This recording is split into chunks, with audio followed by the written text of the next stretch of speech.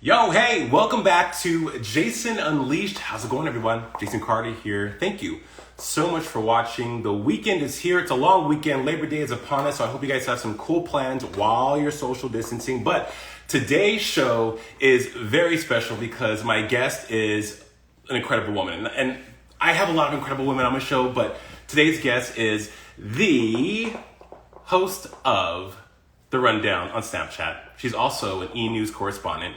And she's a co-host of Dodgeball Thunderdome on Discovery Channel. She is Erin Lim from E! News. She's going to be here in a sec. You guys like the shirt? You guys like what I'm wearing? Thank you very much. Thank you. It's like flowers just threw up on my shirt, but enough about that. Erin just stepped into the room. Let's have some fun. She's a riot, and her shoe game is on point. Oh my gosh. Let's go live with Erin. With Erin Lim.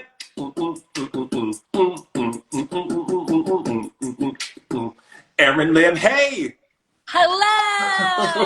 Hi, Erin, how you doing? I'm great. How are you, Jason? I'm hot in Miami right now, and I got dressed for you, Erin, so I'm like sweating my ass off, but I'm good though. I'm good. Good to see you. Good to see you. Thank you for yes. I also got dressed for you, so I think we're actually kind of complimenting each other with our Right. You're giving me this pink moment. And well, of course, I mean, you always look incredible. Welcome to Jason Unleashed, Erin. First of all, thank you for being here. I'm so happy to talk to you. Huge fan for the longest time. And like I said in my post, I felt like I won the Instagram Live lottery. When they're like, yeah, Erin will come on your show, I died. You're too kind. Seriously. I'm so happy to be here with you. Thanks, Boo. Quarantine has been the most. How are you surviving, Erin? Like, what has been your quarantine experience in 2020? I feel that.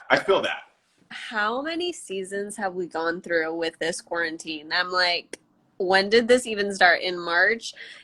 At the top, I was kind of like, oh, I need to take up all of these quarantine hobbies. I'm going to do drawing. I'm going to do singing lessons. I'm going to do all of the things to keep me busy inside. I've tie-dyed everything. I have got back out to the links and done some golfing. I've gotten good at that. I'm also working a lot, so I don't have all the time. At first I had all the time. Now I'm back into full swing, shooting and everything. Yeah. But I was cooking a lot at the beginning of quarantine. I've literally cooked every recipe, made all of the breads, and I haven't made pie yet. I need to do that. But yeah, that's how I'm surviving. Well, of course, I watch everything you put out. The vlogs, Erin, you were giving us. We got Erin does the award season. We got Erin does her nails. We got Erin golfs. I mean, the vlogs are incredible. Why have we not had more? Erin does this. Why can't we get Erin does a colonic or something? What's going on? Oh my gosh, that would be really freaking funny. Maybe Erin should do that because she needs one. No, there's a makeup one that I literally have edited that I'm just waiting to put out. Erin does her makeup and it's a disaster, but it's kind of cute. And then there's Erin does a half marathon. These are all in the edit bay right now, and I need to just put them out. Vlogging's hard. It's a full-time job on top of having a full-time job. Right. I feel that. Let's talk about you and your journey. First of all, congratulations on over 500 effing episodes of The Rundown. Yo, they go hard for The Rundown. People in the comments are like, I only open Snapchat to watch Erin in The Rundown. It's incredible. It's incredible. But you're also killing the game on Dodgeball Thunderdome, which, as a 90s kid, dodgeball was the one thing I was afraid of getting hit in the face by a ball. But this is Wipeout meets dodgeball, which is really rude because these people have to do this obstacle course and then get hit in the face with balls. Erin, who thunk of this? Who thunk of this? You and David Dobrik? Yo, there is this guy named Kenny, and he is the sick mastermind behind all of this. And honestly, I don't know how he comes up with these things, but he has a little playbook in his back pocket where he hand draws the obstacle courses and comes up with these things. Really disturbing, but brilliant. But yeah, as you said, it's basically Wipeout meets dodgeball, where there's people on the sidelines, with these snipers launching balls at your face, at your body. They're really ruthless and show no mercy. It's really intense. People really eat shit. Am I allowed to say bad words here? Yes. People eat shit. I'm here for it. Erin, let's celebrate you and your career because millions and thousands of people watch you on E. We watched you on E in Asia, now here in the States. But you weren't discovered. Your hustle and your ambition, your typical areas, of course. Your ambition is what has got you to be this a sought after Hollywood personality. Take us to the beginning of how Erin Lim became freaking Erin Lim, because I think your story is inspirational, and I think so many people, especially people of color, Filipinos, Latinos, can probably look to you as an inspiration, really. So walk us through that if you can, and let's relive the splendor of how you became the success that you are now. First of all, thank you so much for just like knowing me and who I am. Um, but yeah, I mean, my story is kind of like, sorry, I'm walking, I'm trying to find the tripod with the ring light, you know, to like I look feel cute. that. Seriously, it's a constant struggle for good lighting and a great angle. I'm like, even though I've been doing this for 5 months, I still can't get a grip. Okay, here I am.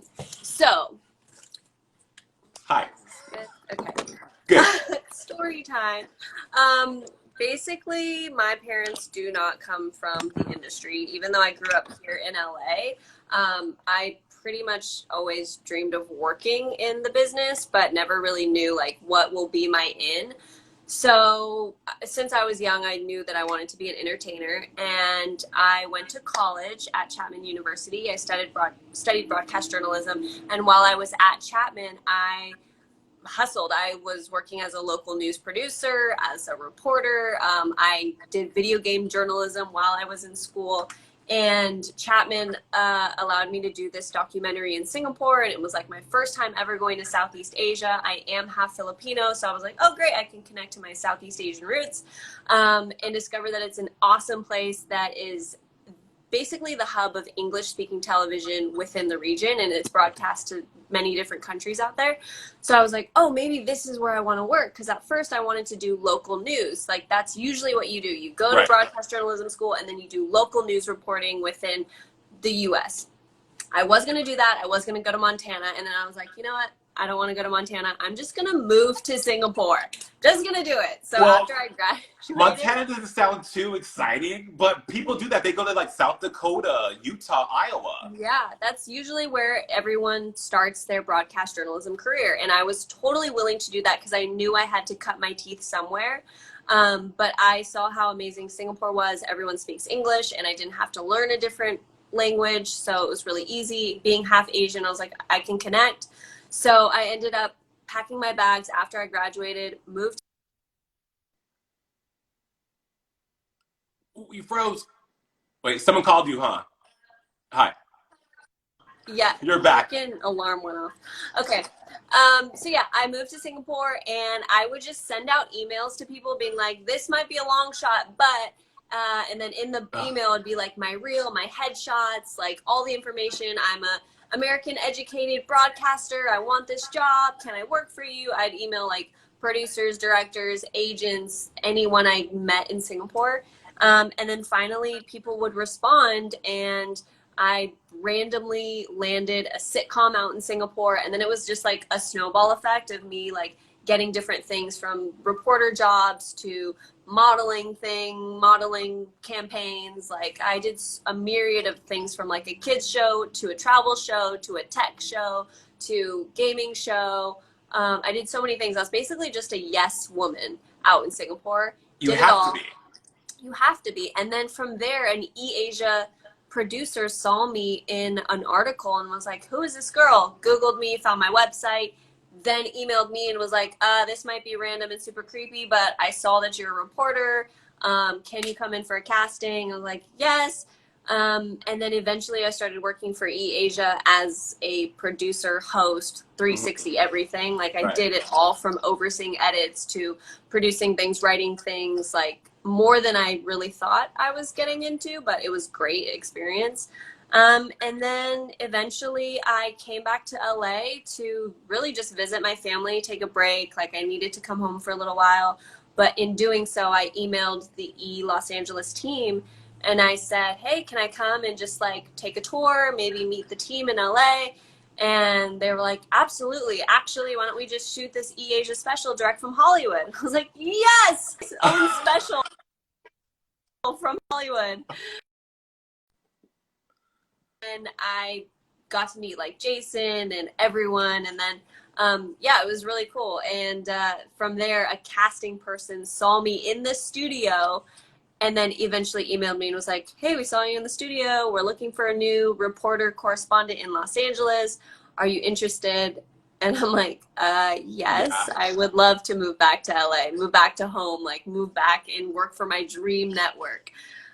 So that's like my very long story, slightly condensed. It's incredible. One, two, I love that you use the word myriad. I use the word myriad as well. Three, I love that you're a gamer. And four, what?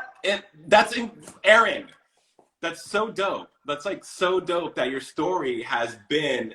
It all lined up. You had said that someone that you were sending out emails and trying to get people to see you, and then someone approached you in the same vein. Isn't it funny how the universe works that way, though? You put out the energy, you knew what you wanted, and look what manifested. I mean, that is so dope. So dope to hear. Yeah, like totally, it is one of those things. It's like a God thing where literally he moved like the mountains and the oceans and just made it also it's like the perfect timing for me to be in the right space for someone who needed to see me like saw my hard work and like what I was doing. And it wasn't just like, oh, I got lucky. Like I Right. really hustled when I was in Asia for 2 years in college. Like I really gave up a lot of fun nights partying so that I could like edit things and be ready for the next morning and like just go to midnight releases for video games because like that was my beat of the month. And Right. so yeah, it took a lot of sacrifices, but it really always pays off. It does pay off, and the fact that you also learned every aspect of the business. I think a lot of talent now, especially with social media and how quickly things come to fruition for people, they don't realize that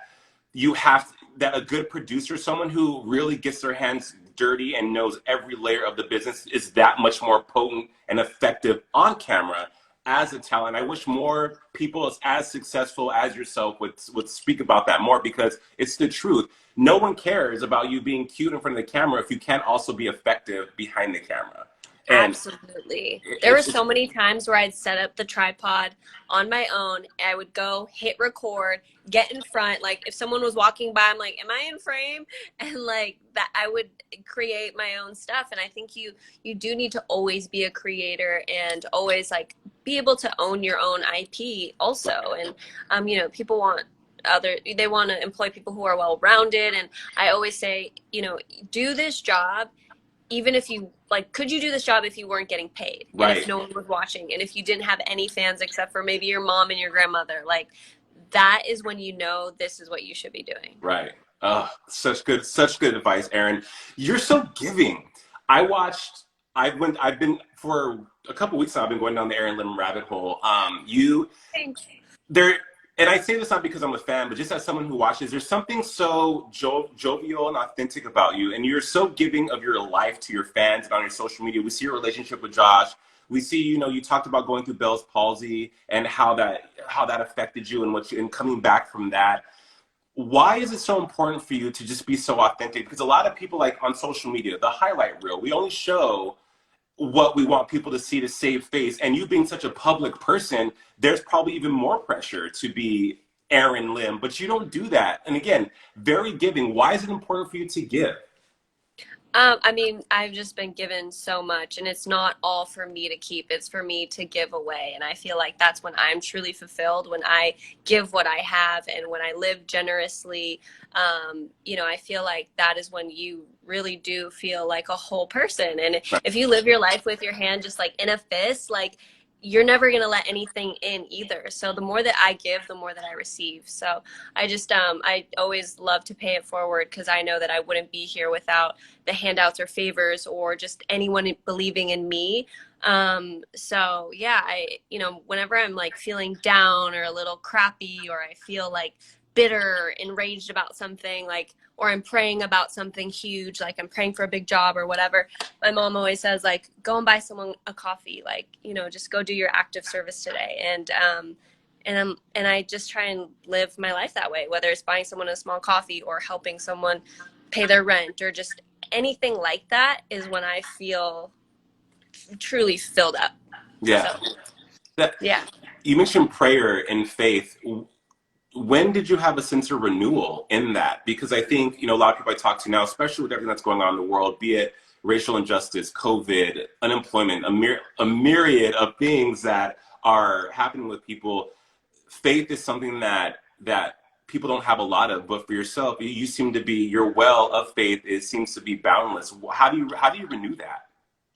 Man, I think that, well, my mom is a pretty faithful spiritual woman, and I grew up Catholic, and I knew that like there was a God and I believed in Jesus, but I never really had this like relationship. And a couple years ago, I really just wanted to, I don't know, just really get connected and see and explore that relationship. And I had gotten baptized and just really jumped 2 feet in to see like what is this about? Like, how can I just be like a better person, a whole person? How can I just fulfill my purpose and just like follow the calling that God has on my life? And I really just started diving into that, and it's a really scary thing because people are like, well, where is God? You can't see God. Like, who is Right. it?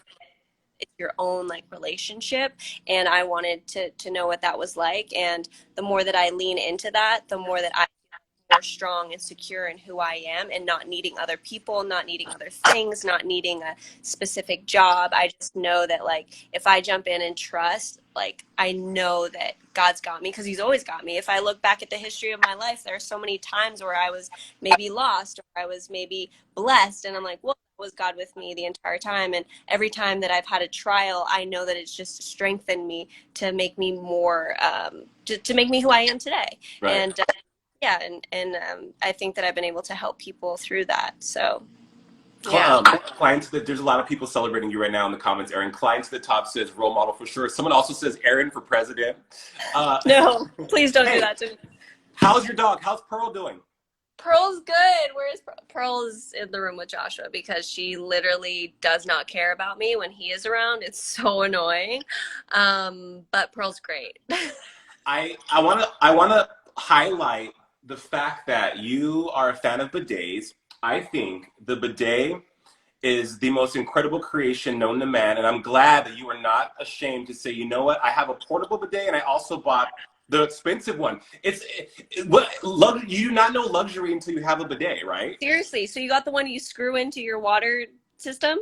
Yeah, And it has a uh-huh. remote, Aaron. It has a remote. It's dope. Yo, yours is better than mine. But how great is it to have a clean butt? The peace of mind of knowing that your nether region is fresh, there's Wait, nothing else like it. Really, this there's not.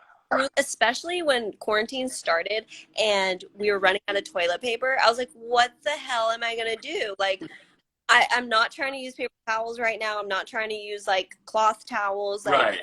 bidet it is. I got that bidet, and that thing is a game changer. Life changing. My husband was like, let's just give it a whirl. I'm like, fine. And we haven't looked back since. Let's talk about the rundown. I was going to try to do an Erin Lim rundown intro when you came in. But here's the thing, I can't duplicate rundown. Like, I just sound like an idiot. But this show has changed the game of how Gen Z and millennials interact on the platform, right? You guys have to figure it out quickly, and it's been so successful. Over 500 episodes. What the F? I've only done 84 episodes of this show, and I feel like I'm 90. 500 episodes, Aaron? Do you pinch yourself? Over 500. Do you pinch yourself when that gets reiterated to you for like the 100th time? Honestly, I'm like, how did we do so many? And like, I've done nearly every single one. I think I've missed like 4 episodes, and that was like when I had Bell's palsy.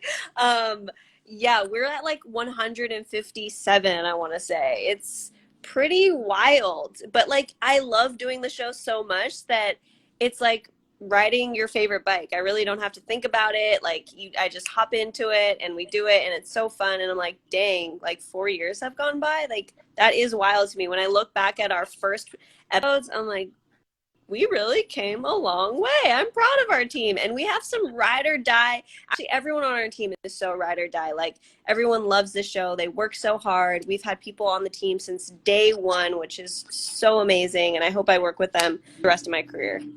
Yeah, it's a fun show to watch, and I hate when they put like a age bracket specification on it, because really it's just fun to get the updates on what's happening in the world, regardless of what age you are. They're like, it's for Gen Z, it's for millennials. Yeah. My mom watches the rundown, no. So it's definitely doing its job.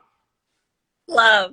My grandmother watches still, so I have the age range is like 9 to like 80-ish. Yeah.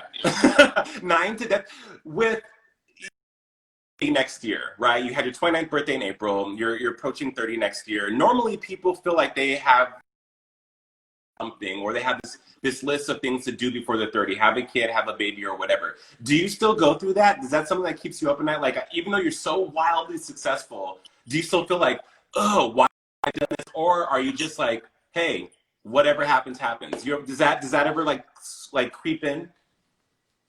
I'm definitely, I don't know if you've seen the movie 13 going on 30, but I love that movie and I cannot wait to be 30. I am going to be 30, flirty and thriving. Like, if I could still be this flirty, yes, bring it on.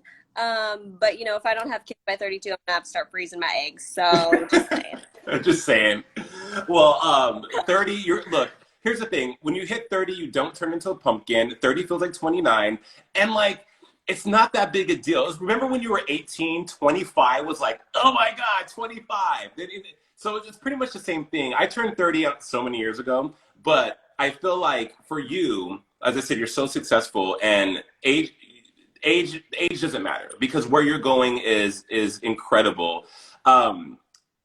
With representation, Erin, you are one of a handful of Asian women on television. Really. The responsibility of that. Do people slide in your DMs? Do you have people that talk to you and ask you questions and celebrate that? Because it's something to be celebrated. On a major network, you are representing something so beautiful. Do you wrap your head around that?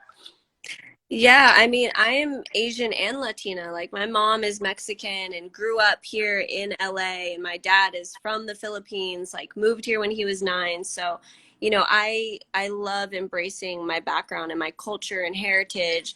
And, you know, growing up, I didn't see a lot of women like me. I didn't see a lot of Asian women. I knew maybe like 2 or 3. And then, you know, the Latinas that I saw, it was like J-Lo. Like, that was the one name that it's J-Lo. And, you know, also being biracial, that was something I also didn't see. And then also something I struggle with like my entire life, of being, you're not this enough, you're not that enough. And it's always like, when will I ever be enough? Be enough, right. It's truly an identity crisis being biracial sometimes.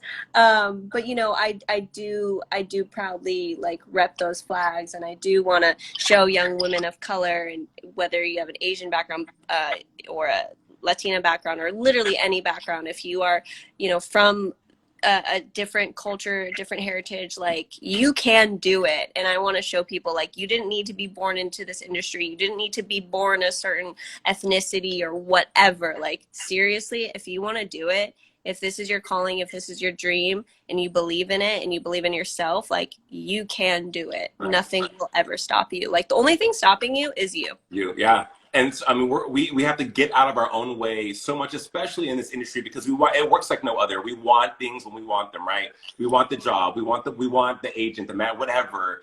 And I mean, as you illustrated earlier, when you allow things to happen, sometimes better than what you ever imagined comes to fruition. So it's a beautiful thing. You mentioned biracial and racial. You are in an interracial relationship, and we're in a time of really celebrating the Black culture and Black Lives Matter. You being an ally, what do you think is one of the important elements of being an ally to the Black community? Because when you are in an interracial relationship, you're exactly that. My husband's white, and I consider my husband an ally for people of color. For yourself, the importance of being an ally. Yeah, I mean, really, it's just to be a voice for people who don't have a voice, or a voice for people who might be afraid to raise their voice, and to really just have empathy and be a listener and be ready to hear what people have to say, and have uncomfortable conversations with people who don't understand, even if you're putting another relationship on the line. Like, let's have these uncomfortable conversations. Let's grow from this. We are so sick and tired of seeing the things and the injustices that we have seen for decades. Like, I think that it's so important for us to not be afraid to be allies anymore. For so long, I think people were thinking, oh, this is going to compromise my career, or this Right. is going to compromise my friendships, or whatever it is. But I think that we have to fearlessly be allies, and we have to keep doing the work, keep doing the homework, keep getting our hands dirty, and just not be afraid, because like, this is humanity, and if we want our children and our children's children to grow up in a better society, like, we really have to keep on raising our voices, and like, putting that into action as well. Like, do all of the things that we can do, whether it's signing petitions, showing up at protests. Yeah, I think that for my future children, like, I want them to know that I'm fighting for them. Right, right. And activism is more than just what you see on social media. And I'm glad you highlight that, because some people don't know how to be an activist. They don't know how to get involved. They don't know where to go. And it's you know what, honestly, Erin, it's even the conversation of allyship and Black Lives Matter is even a difficult one within the Black community, because as you said earlier, sometimes you're not this enough, you're not that enough. Some people don't feel Black enough to have that conversation. Isn't that weird? Like, I Wow. haven't moved through the world, and this we're not a monolith. Yes.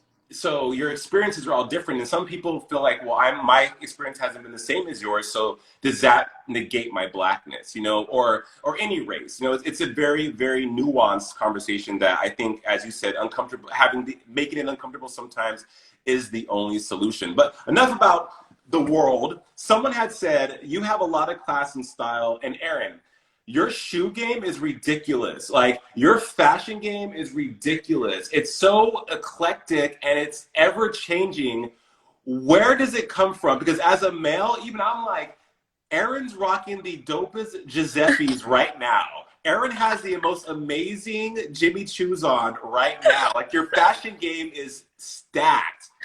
Thank you. I would love to thank the people who helped me, Roberto, my stylist, and Jenny, who's also styled me, and truly my boyfriend. He really keeps me fresh with some new kicks, what my like sneaker game, like whether it's some new Yeezys or some off-white Nikes, like, he really, really keeps me fitted and like with fresh kicks. But yeah, my my team, like, they really know that I love a nice silhouette, and I have a really great wiki feet rating, so we like to show some toes, and I always have my toes freshly polished, so we like a little open toe situation. I love shoes, never can have enough shoes. Like, we just put together a binder of like a picture of like every shoe I own, because like, you forget and you're like, wait, what do I even have? So it's one of those really stupid, annoying things, but I have it.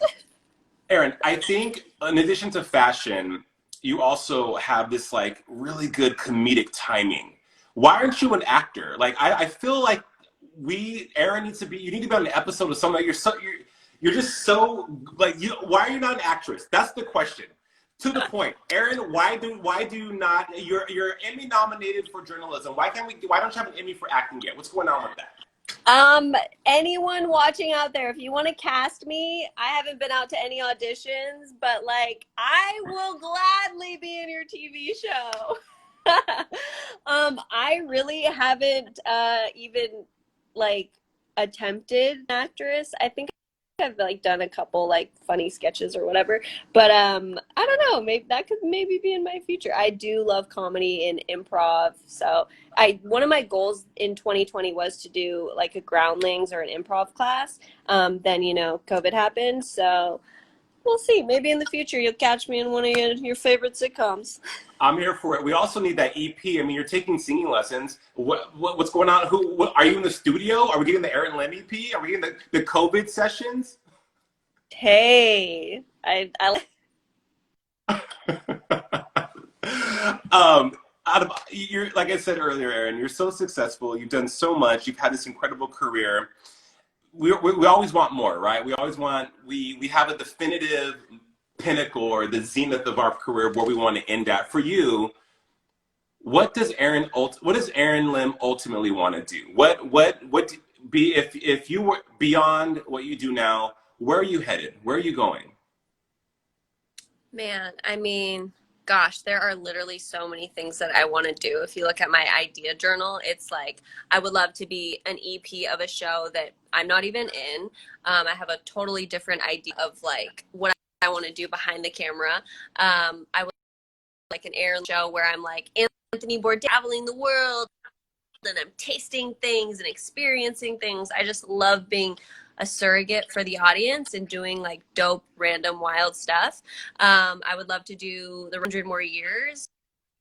And gosh, I mean, stay tuned. I also want to be an entrepreneur. I've got you guys said you like some of my fashion sense. It could be a thing in the future. I love that. An Erin Lim clothing line. And I love how you said that you want to be a surrogate for the audience because it's as hosts and on-camera personalities, it's not really about us. It's about them and what they get and how they could walk away feeling fulfilled and engaged. Exactly. Erin, it has been the biggest pleasure talking with you today. You're, like I said, a huge fan. Thank you so much for coming on Jason Unleashed. We can catch Dodgeball Thunderdome Wednesday nights on Discovery, 9 p.m., yeah? Yes, that's right. And Rundown Monday, Wednesday, Friday. Boom! Erin Lim from the Rundown on Jason Unleashed. Yeah, Erin. Thank you, Jason. You are the best. This was such a fun interview. You are amazing. Keep doing what you're doing, dude. It was like, it's truly an honor. Thank you, baby. An honor for you too. Be safe, take care, and keep on killing the game. I'll talk to you soon. You too. All right, bye.